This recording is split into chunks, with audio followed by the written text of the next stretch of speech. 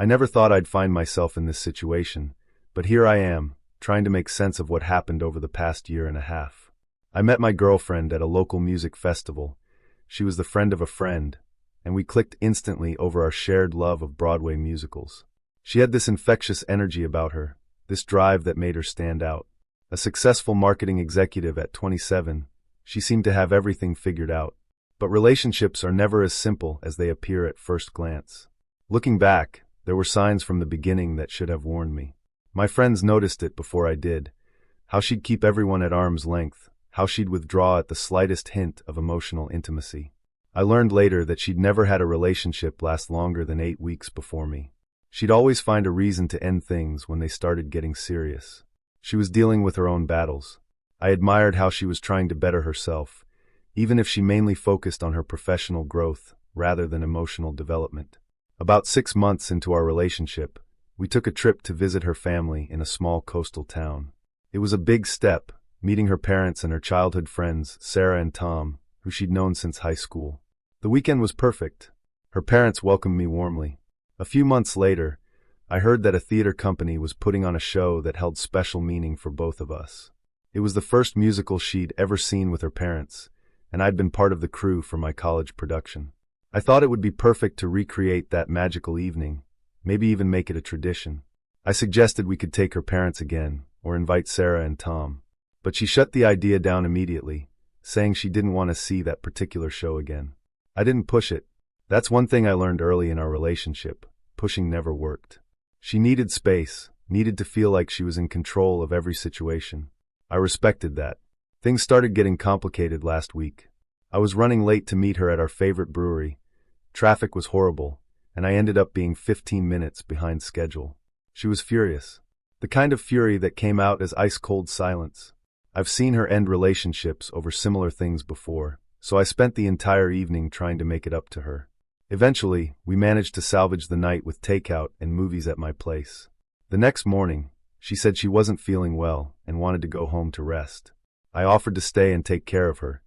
After all, she'd just had a severe migraine a few days earlier that landed her in the ER.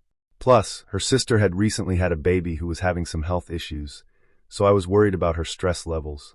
But she insisted she just needed some alone time. Usually, even on our quiet days apart, we'd exchange memes and cat photos constantly.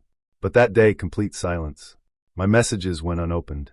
As the hours passed, I made a decision I'm not proud of. I checked her location on my phone. What I saw shocked me. She wasn't at home resting. She was in the theater, at the very show she'd said she didn't want to see. I knew she was probably with Sarah and Tom. They always went to that fancy Italian place near the theater before shows, the kind of place that needs reservations weeks in advance.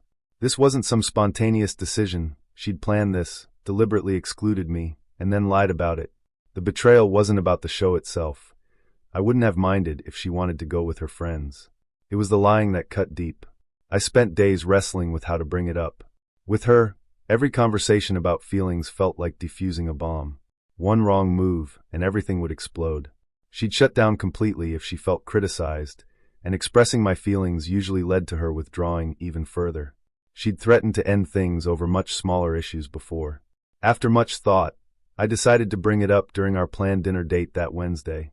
But before I could, everything unraveled in a completely different way. On Tuesday, she texted me about some work drama. Her boss had sent her a frustrating email. I responded with what I thought was a supportive message, basically saying her boss was being unreasonable and she had every right to be upset. Her response? "Is that all you got from what I said?" I was dealing with my own work crisis and headache, so I just doubled down on my initial response. In hindsight, maybe I should have called her. But honestly, I was tired of always having to be the one to figure out what she really needed. She never just came out and asked for what she wanted. For hours later, I got a text that made my stomach drop. "I need some space to think about our relationship. I don't feel emotionally supported." I couldn't believe it. I pointed out that she never actually asks for emotional support. She just expects me to somehow know exactly what she needs without her saying a word. I explained, for what felt like the 100th time, that I'm not a mind reader. If she needs something specific from me, she needs to communicate that. "This is exactly the argument I didn't want to have," she texted back. "I need space." I gave her the space she asked for, adding only that I loved her. The next morning, She asked to come over after work to talk. Then silence again. Soon after, I discovered I was blocked on all social media. It was like a slap in the face, but strangely, it was also the wake-up call I needed. For the first time, I started seeing clearly how unhealthy our dynamic had become. When she finally came over, the conversation started with communication issues. According to her, in a truly compatible relationship, partners should just instinctively know what the other person needs without asking. She explained how overwhelming it was for her to ask for help, how it went against her need to feel independent, how she feared becoming like her parents who had a codependent relationship. I tried to explain how unrealistic and unfair it was to expect me to read her mind and carry all the emotional responsibility in our relationship. But as usual, when the conversation got uncomfortable for her, she changed the subject. Suddenly, she was saying she didn't feel like she really knew me, that I was too closed off. Coming from someone who rarely asked me anything about myself or showed interest in my hobbies, this felt like a cruel joke. I was always the one making an effort to learn about her interests, while mine were consistently dismissed. When I brought up the fact that we had no plans for living together after a year of dating, despite my attempts to discuss our future, she went quiet. That particular kind of quiet that meant she was shutting down again. When she came back from her mental shutdown, I started explaining where I was coming from. I tried to tell her about how losing my dad 3 years ago and ending my previous engagement due to my ex's addiction issues had shaped what I wanted from life: stability, genuine connection, a true partnership. But before I could finish, she cut me off, suggesting maybe I'd started dating too soon after my dad's death. That comment knocked the wind out of me. When I finally gathered myself, I brought up the theater incident. The shock on her face when I mentioned knowing about it was almost satisfying, but it quickly turned into another shutdown.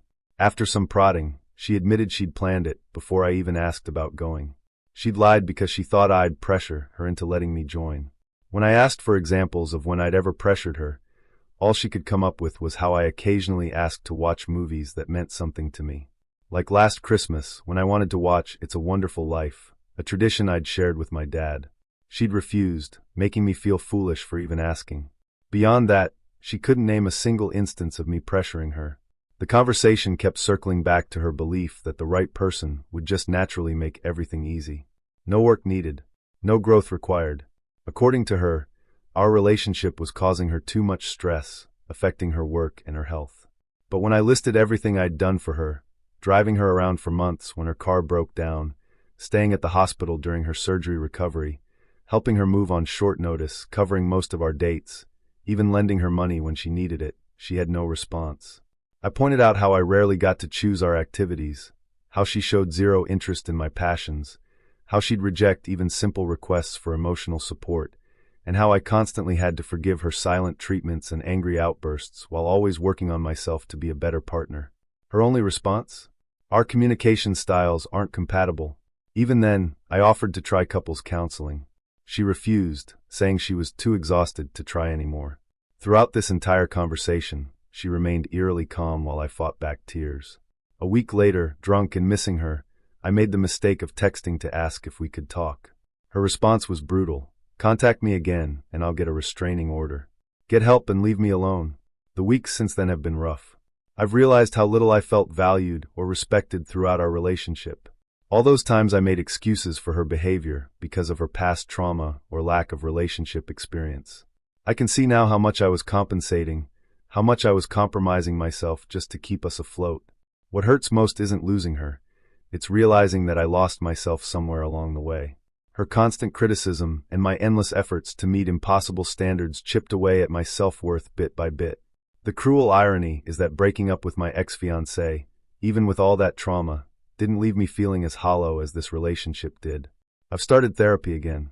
My therapist says it's common for people who've experienced loss to overcorrect by accepting less than they deserve in relationships, desperately trying to make things work even when they're clearly broken. It's a hard pill to swallow, but I know she's right. I guess sometimes the hardest part of loving someone is learning when to stop making excuses for them and start making changes for yourself.